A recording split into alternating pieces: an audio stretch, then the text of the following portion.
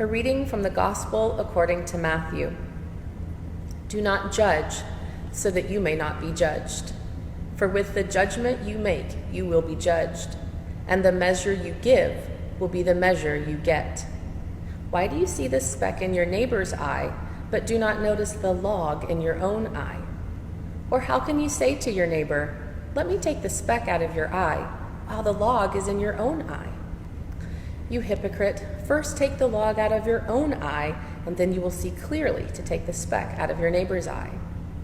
Do not give what is holy to dogs, and do not throw your pearls before swine, or they will trample them underfoot and turn and maul you. Ask, and it will be given to you. Search, and you will find. Knock, and the door will be opened for you. For everyone who asks receives, and everyone who searches finds, and for everyone who knocks, the door will be opened. Is there anyone among you who, if your child asks for bread, will give a stone? Or if the child asks for a fish, will give a snake? If you then, who are evil, know how to give good gifts to your children, how much more will your Father in heaven give good things to those who ask him? In everything, do to others as you would have them do to you, for this is the law and the prophets. Here ends the lesson. Today's readings include what are called sayings of Jesus about judging others, profaning the holy, praying, and the golden rule. Scholars hypothesize that these sayings originated in a document that both Matthew and Luke borrowed from. Sometimes these sayings are not contextualized or bridged in the narrative, and so they seem a bit sporadic. One thing they do have in common is that they're all easier said than done. For instance, do we find ourselves being critical of others? I know my thoughts can turn to the faults of others rather easily, especially if my feelings are hurt.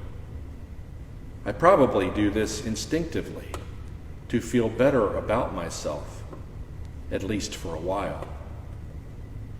Bringing others down raises me up by comparison. But Jesus says not to do that. Which brings us to the second saying in Matthew's arrangement, telling us not to be casual with holy things. Reverence and awe are not trendy in the wider culture. Jesus is telling us to hold with deepest respect holy things, especially other people and ourselves.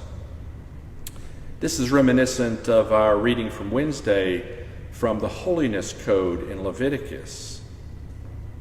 Is it possible to treat every person, including myself, as if we are holy? Challenging, isn't it? So challenging, in fact, that it's going to take a lot of prayer to get there, I think. I'll need to ask, search, and knock to get there.